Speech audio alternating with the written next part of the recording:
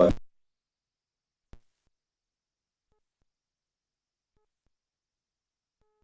economic countries.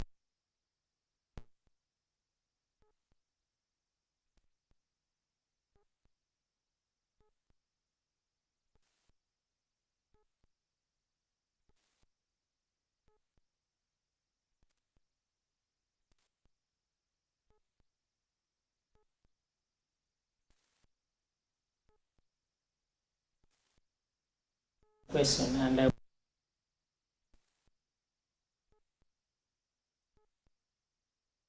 some of the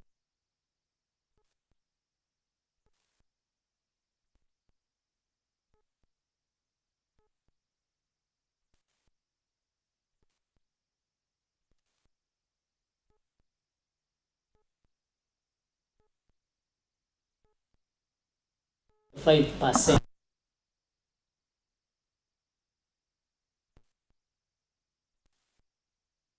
about 6.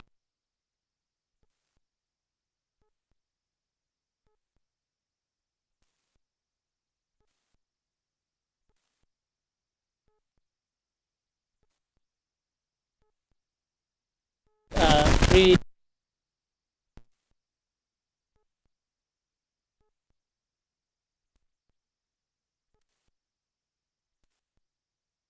that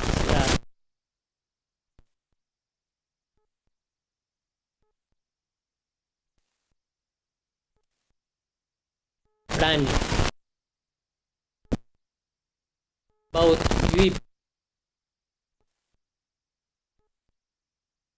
we live in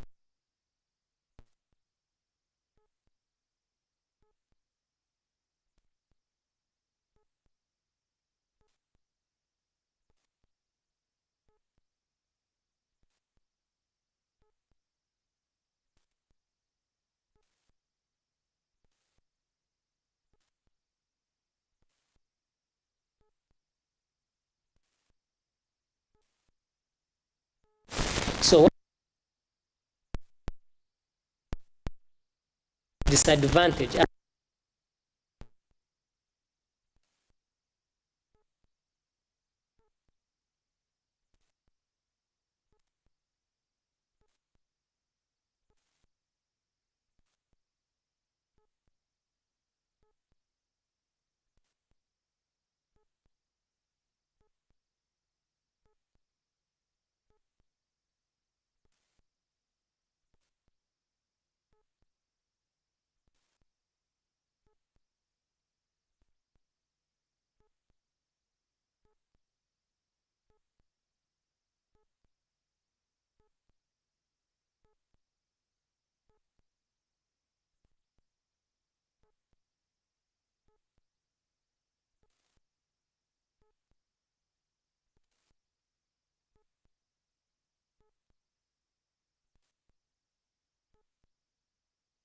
it gets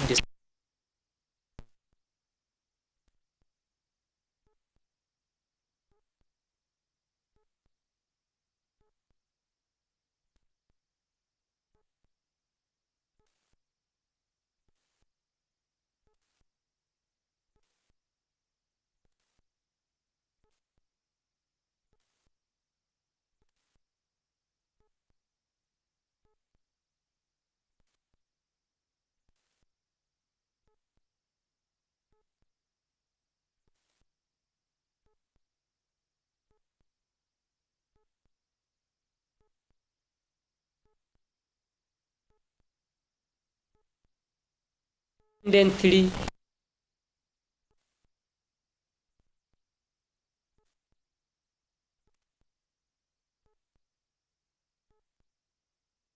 that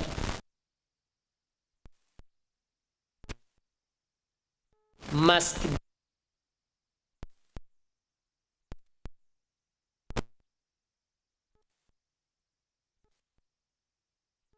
be able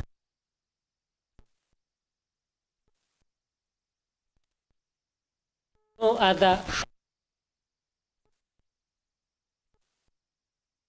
be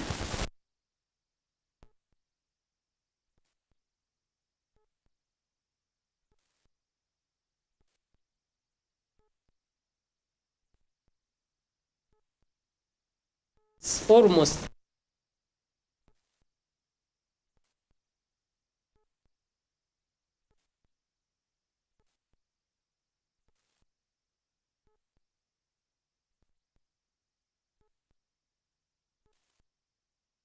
thing, but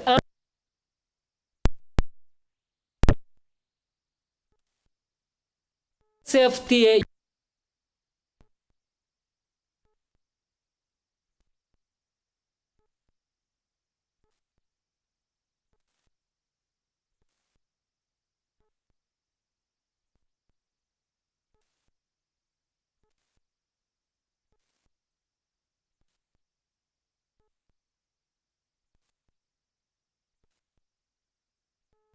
we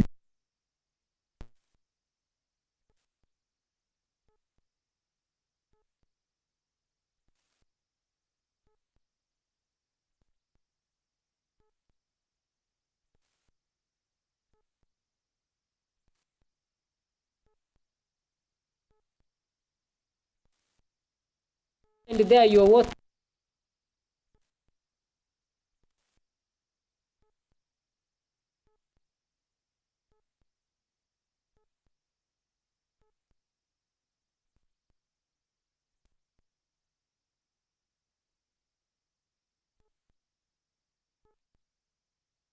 we must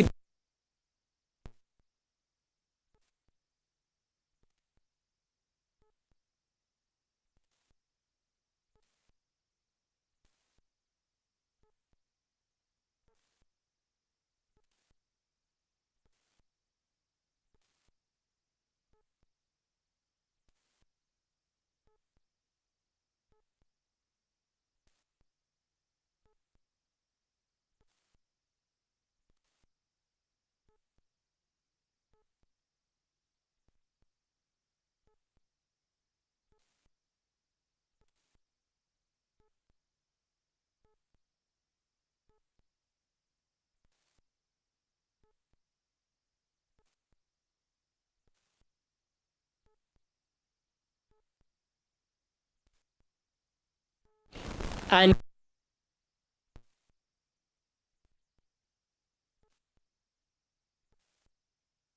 by institution work dependent on videos.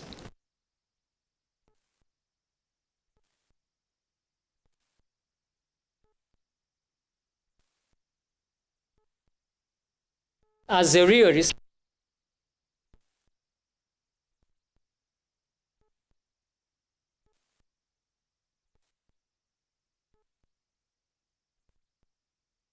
with Thank you very much.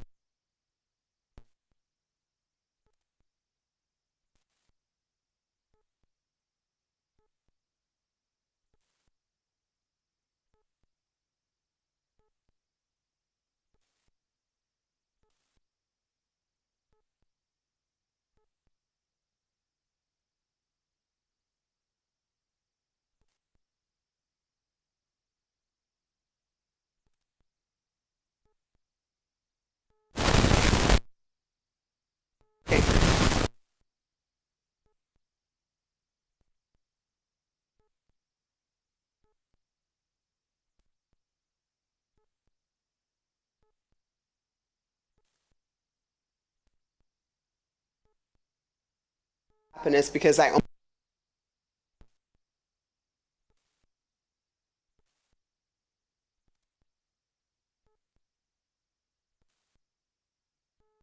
you guys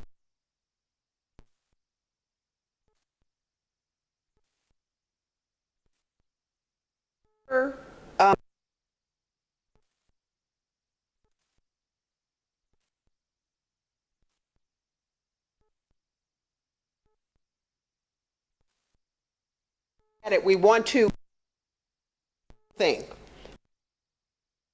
cannot do that. It has to be segmented. These categories has different needs.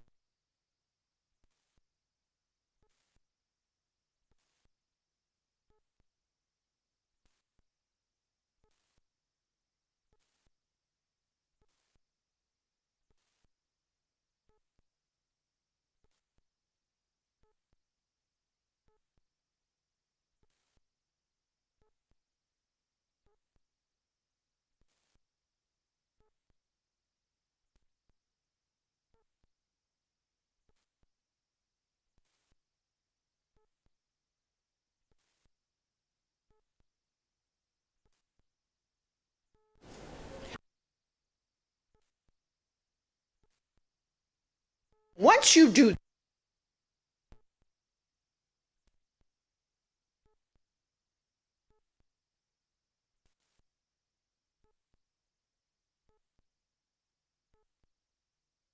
being faced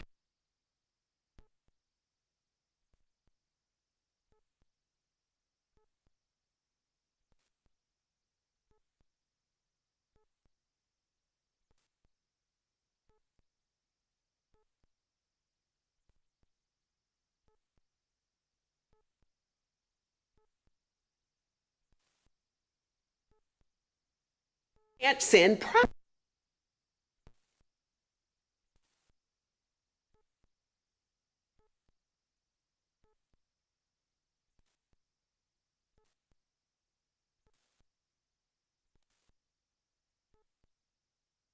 the West Africa.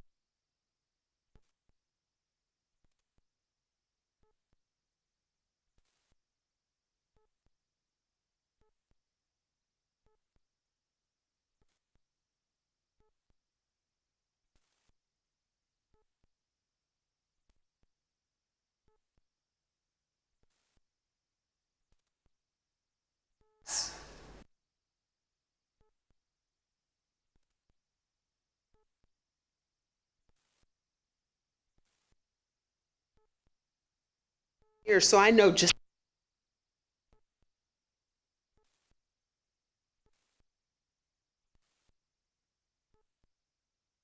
coffee in from Lee.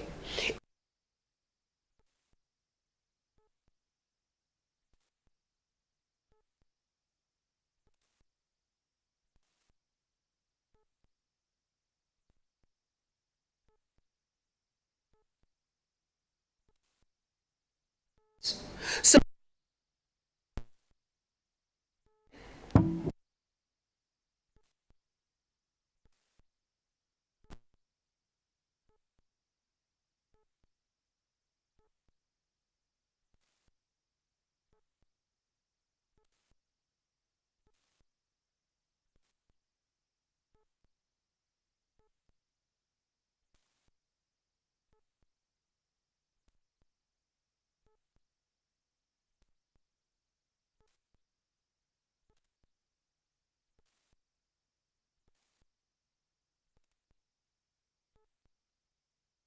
container load. By the way, and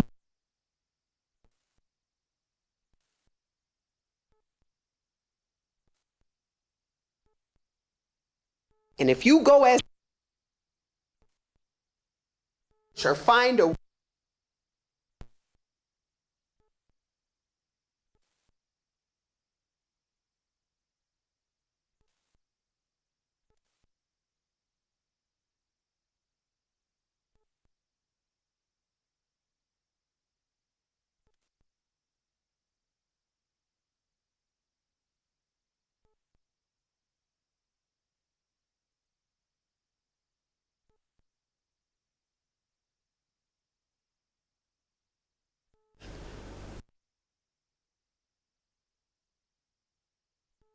by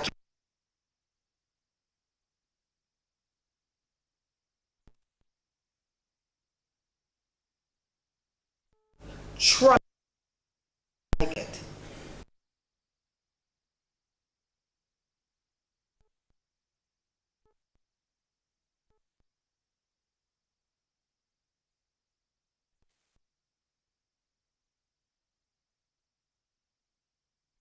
So if there's those countries to that become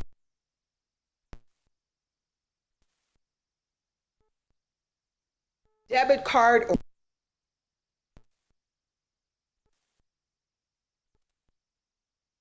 company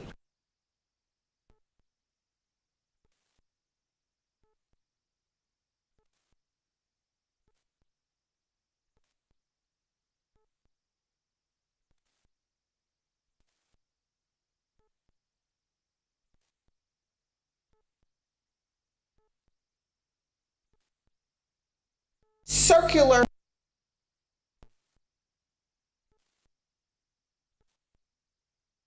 system is going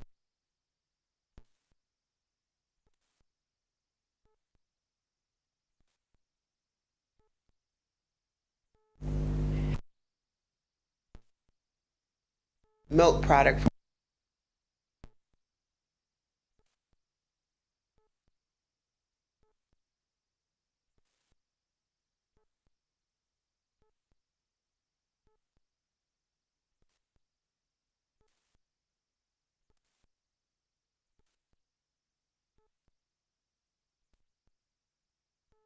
That deliver.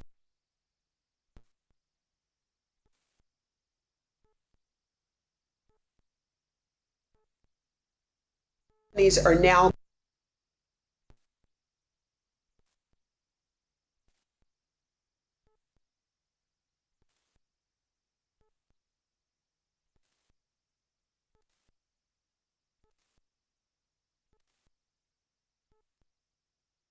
order with you.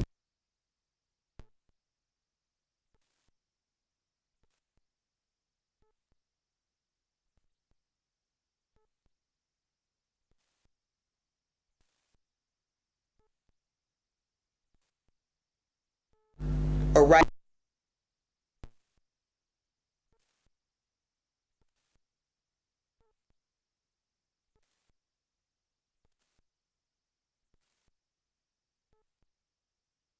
Do this by yourself.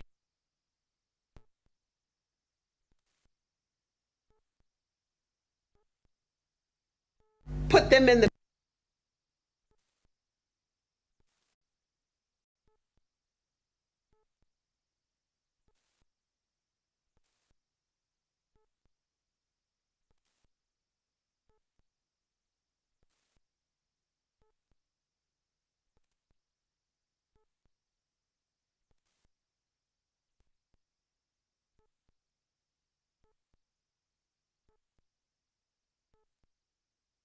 it's a kilo.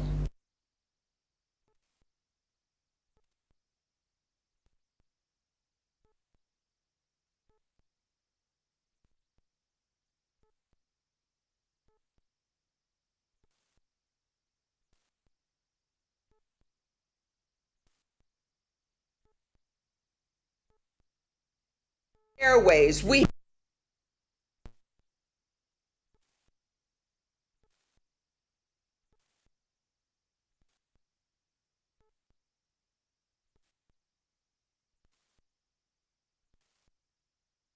group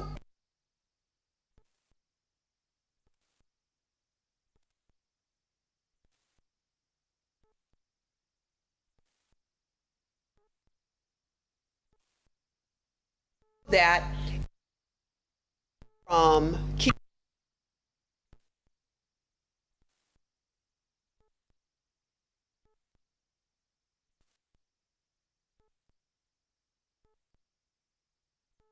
if you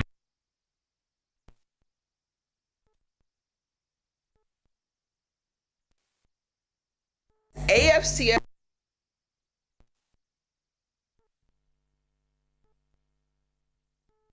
and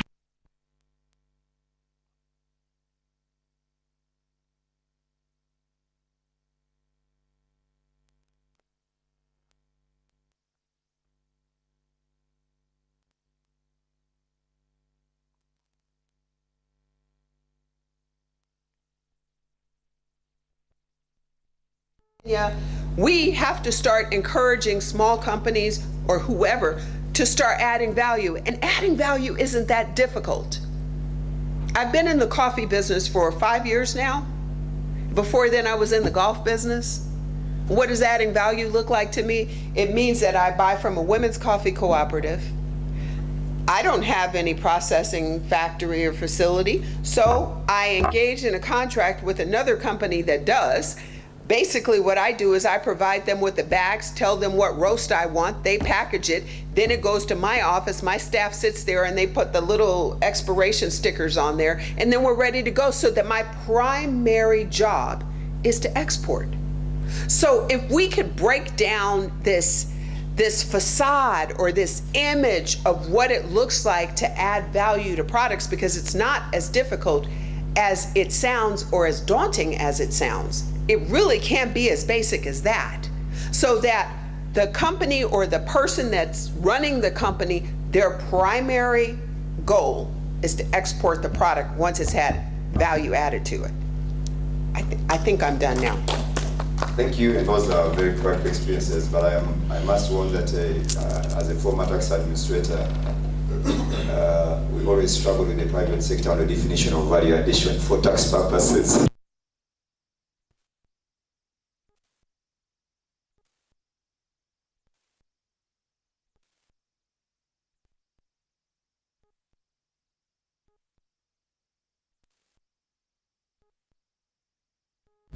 Next. We also have Ed.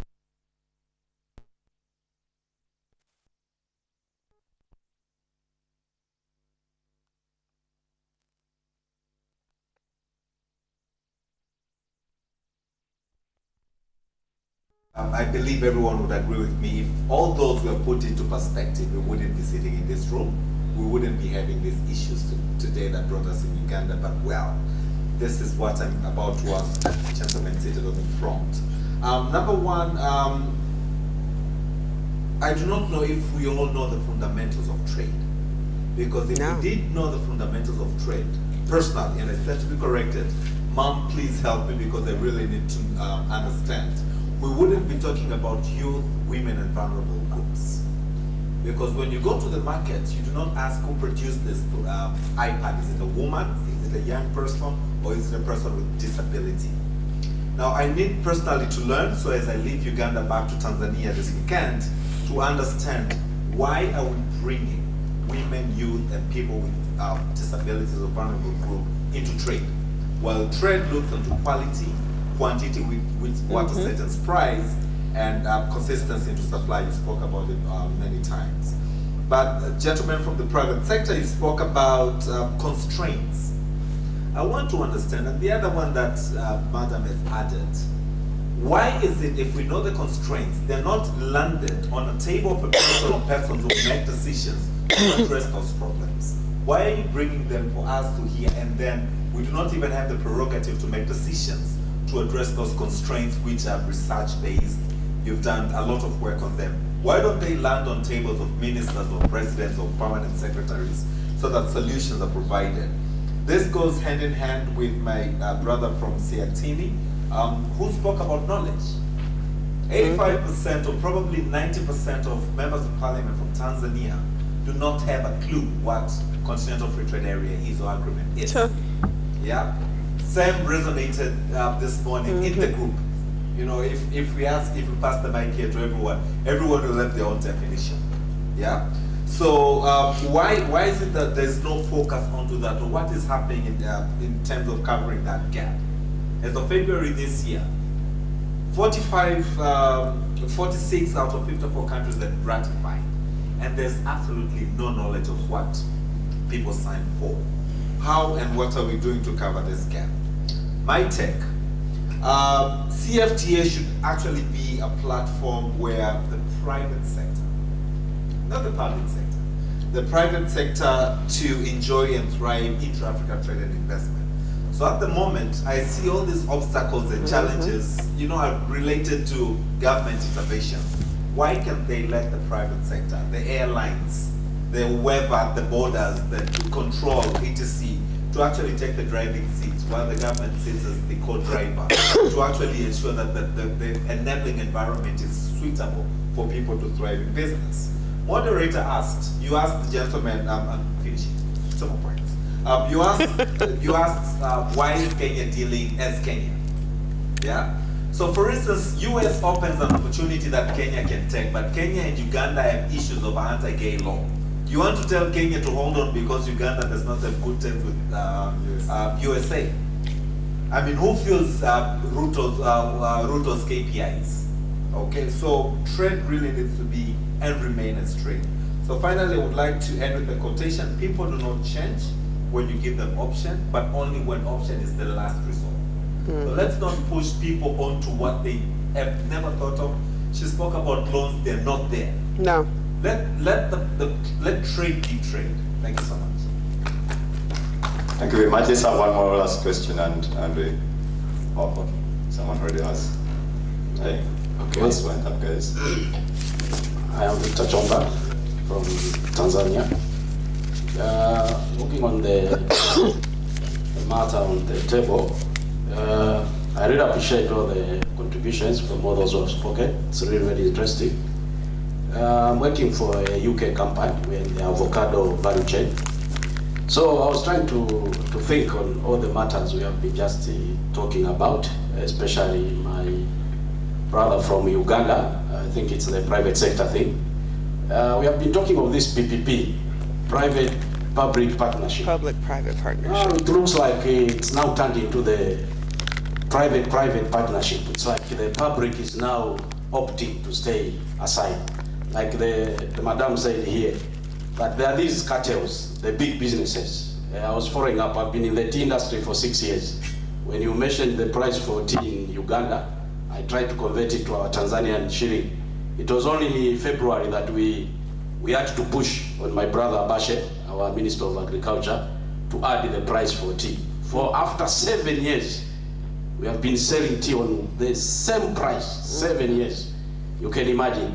Now, I've been following there's this thing they call the law of white supremacy.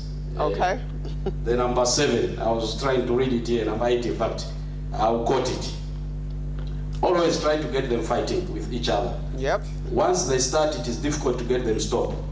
They have a most unique fondness for destroying one another that supersedes all other interests once it starts.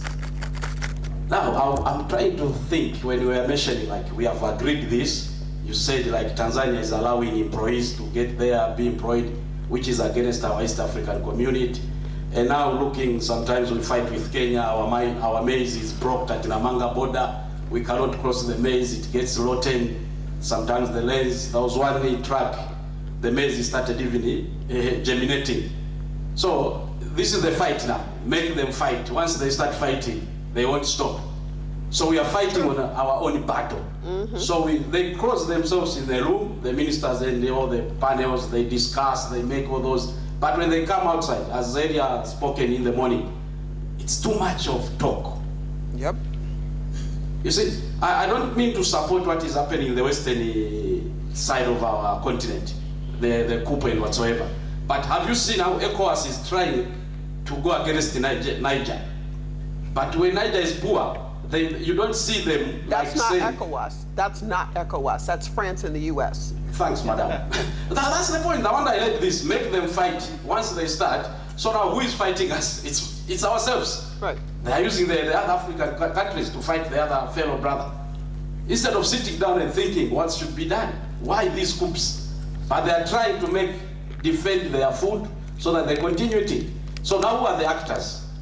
We might sit here throughout the day, the night, talk and talk. We take all these points, take to the ministers, the presidents. They'll just sit again in meetings. Oh, this is what was discussed, it's done.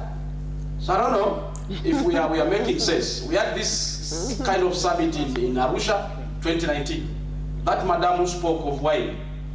Last time in Arusha, his wine was broke at Namanga border. She could not bring in the wine to Arusha. Again, the same situation she has spoken today. After 4 years, nothing has been done. So I think we are just losing the whatever facilities. We are fried from Tanzania, we are Rwanda, Burundi, we are here.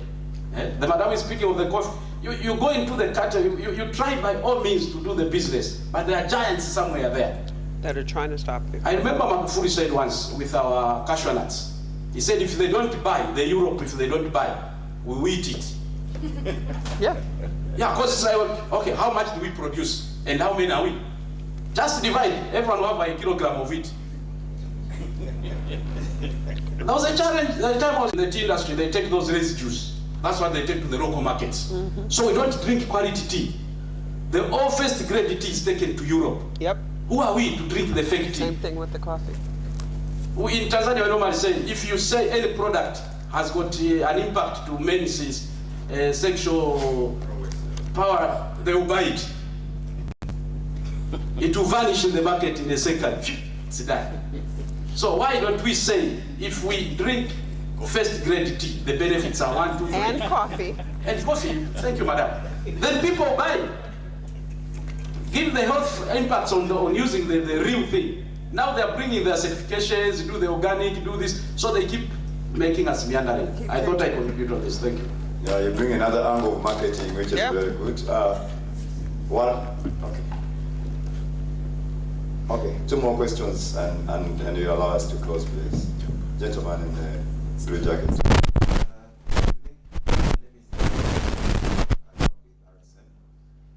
Quick one. Is there scope for? I know there was an example of the 5,000 white goats. Is there scope for comparative advantage to ensure that we're not competing, especially where we're not able to optimally produce? There may be challenges, but is there scope to slowly, like we are doing with the taxes, introduce us to ensure that in Africa we identify specific countries that can really excel in what they're doing, and beyond trading within Africa, we can have better negotiations in selling now to the rest of the world? Thank you. And finally, But isn't this AFCFTA? Called Junior Nwandinda. I export fruits, vegetables, and vanilla. I'm privileged to have exported some to some African countries. But trust me, the nightmare is some days. Now, we keep coming to these conferences, workshops, and whatever. The people that are on the panel to talk to us are always the same. Yep. BSFU, UIA, Ministry of Trade, name them. We sit here like we are seated, we give our first-hand views, what the doctor from BSFU said, the realist. We give our views on reality. These people listen. Next week, another conference happens. Same things are talked about, but nothing tangible to address those issues actually happens. My wish is, when this, let's say like today we are here the 31st of August, I don't know when the next ENBC summit is going to happen, maybe next year in September. My wish is, on that very summit, can we have success stories to say, on this day, people from Uganda, Kenya, and Tanzania sat in Kampala and said their challenges were this. I will give you an example. My challenge, I've exported pineapples and some fruits to Djibouti, Somalia, and Egypt. The biggest challenge is air freight. You just cannot go. The rate for taking pineapples to Djibouti is $4.3 per kilo. The rate for taking the same to Belgium is 2.3. That's exactly what I just said. How can you do business? You can't. An exporter from India will export the same product to Djibouti at $2 less in the same market. Now you ask yourself, we are here talking about trade blocks, the regs, the FCFTA, blah, blah. But we cannot keep talking, please. We need to walk the talk. So my wish is, in the next summit, can we have tangible solution to say, this time, 1 year ago, the challenge of exporting maybe around African countries was logistics. So what we did was maybe, because trade of goods moves with movement of people. Now, can we have something to say, visas going to maybe particular 5 countries have been put off. That's the number one. That will be a success story. Because if I'm able to move freely to a certain country, I'll be able to go and discuss business. Number 2, can we exporters can say, the transportation rates for whatever have at least come down a little bit. A lot. That will help. That's what they call business. But this business of coming here, we eat lunch, we take tea, money white, cocktails, talking, the same people, really, we are jokers. Thank you. Thank you.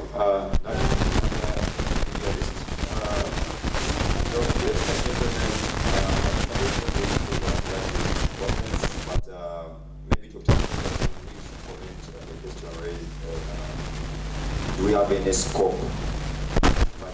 Just in 1 minute, and then I request Herbert. A question came in and say, if I'm buying a product, I don't need to know who product.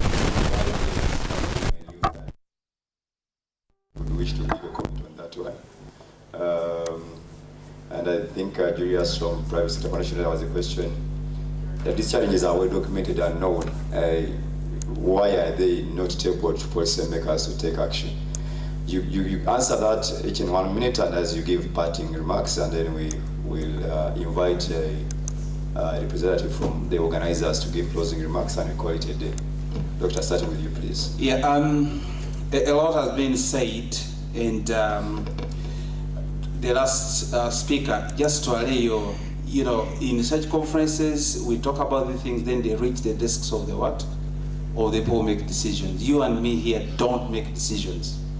So we take this information to them, and they can see how they can make the decisions. The policy making process is quite intricate, but that's how it works. So here we take the information. But moderator, I would like to a little bit deviate and just give a story, a quick story, very fast, for markets and for aggressiveness for us to benefit from the FCTA.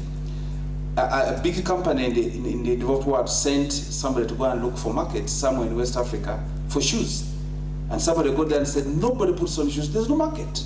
The assistant said, hey guy, give me the opportunity, give me 30 pairs of shoes.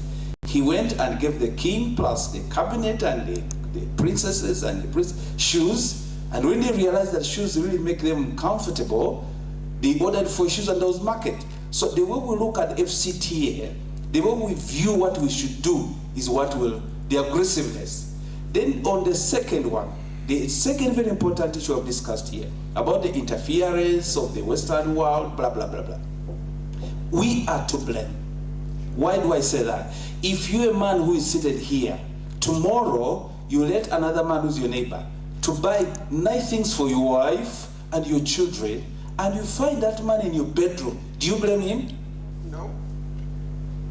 We allow these guys to come around. They finance this for these things we are going through. Yeah. So until we take a decision to kick them out, I'm using very tough words, and manage our affairs and fund our affairs and fund ourselves, we are not going to get out of this problem. We take the independence from that perspective. Thank you. Thank you. Interesting comments. Now I will use examples. One, when we had issues with South Sudan, I myself was seated at a table with the South Sudanese over maize. We had part of the issues resolved, but up to today, just when we were having lunch, I received a call from one of the exporters whose trucks have been impounded. So you resolve one, you go back to where you started from. Now, even when you go to our website, just to mention the issue of milk export permits with Kenya, we've engaged to the highest level. Even Ruto has come here. I'm not sure Brookside can tell us if their applications for permits since March have been renewed. They haven't. So, like my brother said, we engage to the highest level, we talk to them, escalate issues, but again, you're not the one to pull the trigger. All right? Ruto came here, the two executives talked, whatever they talked, all I saw is About a week later, I saw executives of Starbucks meeting the president at State House. Whatever they discussed, that is off camera. Now, when it comes to, and my sister rightly pointed out the issue of cartels. Now, let me tell you this. As private sector, from where I sit, we point one finger at our policymakers, the three fingers are pointing back at us. I will give you an example. Someone came to me, had a market of her fruits in Dubai, specifically oranges. She told me the market was massive. She was making good money until another Ugandan went to her market, even when they could actually make a joint venture, and told these guys, I can give you at $2 less of a price the same oranges. Market distorted. I'll give you another example. We get this guy, help him get a good coffee deal with Starbucks, sweetheart deal. You're getting premium price. The company is building a hospital in your village for corporate social responsibility, is building a school. You export coffee once, money is sweet, twice, money is sweet, thrice, you start putting stones. Standards. 1 month, one time their machines break. The following time their machines break. Investigating, coffee is coming from here, market lost. So the point I'm making is, as private sector, we need also to learn how to bite what we can chew. And I like my sister's approach, take it little by little. We have a lot of greed. Sorry to use these words when I'm from private sector, but I think it's important that if you want to engage in export, be sure you can manage export. Not everybody can be in export. Now, we have a challenge where you want to be the producer, in this case, say a farmer, an exporter, a processor, a clearing agent, an exporter, and probably even a retailer in your export destination. Really, how does that work? You are in business, you can tell me. So, secondly, we need to know that there are value chains which we must follow. Of course, there are structural challenges. There are issues, NTBs like infrastructure, freight fares, and all that. Almost on every day, we've even signed an MOU with Uganda Airlines. Almost every day in the Ministry of Finance telling them, put money in Uganda Air Cargo, put money in Uganda Air Cargo, but it's still in the military under the UPDF. Okay, buy new aircrafts for Uganda Airlines, specifically cargo aircrafts. That's how you will access the market. But again, it's an ongoing conversation, because at the end of the day, the one who is going to hit a send button in terms of buying the aircraft is not PSFU, is not you, the private sector person. But again, if I'm to go back to my political science class, there is a common understanding in political science that the primary reason why politicians make policies is to keep them in power. So it's up to us who want policies to be good for us to make sure that actually those policies are good for us by making them uncomfortable. And in this case, it doesn't, now I'm talking like an activist, it doesn't have to only be private sector foundation, Tanzania Private Sector Foundation, KEPSA, UMA, TPSF, whichever agency that speaks for the private sector, but even private sector players themselves. Because all I do is organize a dialogue, call you, come meet the minister, then it's you to tell the Minister of Finance or the President or the Commissioner or Director that A, B, C, D is what you want. If you don't do it, you don't have jobs, the people are going to rebel about you, you're going to lose power. Thank you. Herbert, please. Thank you so much. I'd like to first respond to what you earlier asked. And I share the same sentiments with my brother that we cannot have products. All products don't have labels of, youth, women, persons with disabilities. And what I earlier shared is the policy should work for all. They shouldn't just work for a certain segment of people. So at Siatini, we believe that all the challenges faced by all they target really constituents. For example, if a policy is targeting youth, if a policy is trade-based, like targeting a sector, it should address all the challenges of all players in trade, not just for you, for making policies work for all. And then the issue of knowledge, awareness raising, that's one of the fundamentals, because you cannot trade from the dark. You have to know which market, which product. Those are some of the fundamentals. And the issue of capacity building for standards compliance, that's key. Because if you are not even aware of the standards, there is the African Regional Standards Organization, ASO. And in fact, if you look at all the standards, if our MSMEs here are able to meet the minimum standards, even the national level standards, I think they will be at a better advantage to even be able to meet the regional standards. But it starts with even the institutions here in Uganda doing their role, because the UNBS is the ASO focal point here in Uganda. And I earlier talked about the Uganda Export Promotion Board. It has a clear mandate, disseminating information, market information, opportunities, and all that. I think it's high time our government revisits or rethinks the way things are done and prioritizes what is priority, and also focuses more on really being intentional and deliberate on whatever is needed in order for us to trade under the AfCFTA. If we don't do that, we will keep talking, and the trade will not happen. Thank you. So let's give a big round of applause to my panelists, Dr. Shinyenkwa, Dr. Darius, and Herbert. Thank you very much. And a round of applause to yourselves out of this room with a closing remark. Thank you very much, colleagues.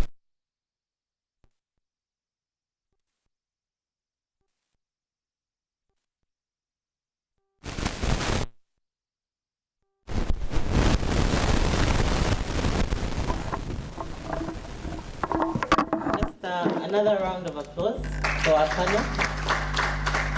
Thank you so much for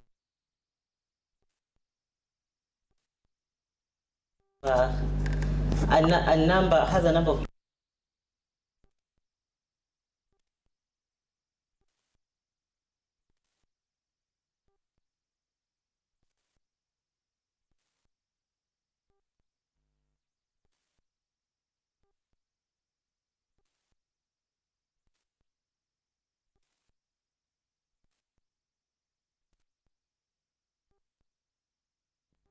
with civil society, with different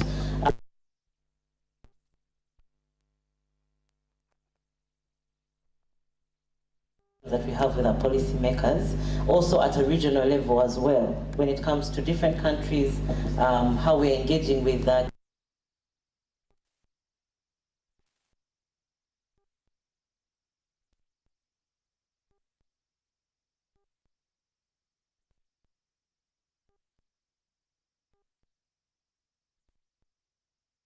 What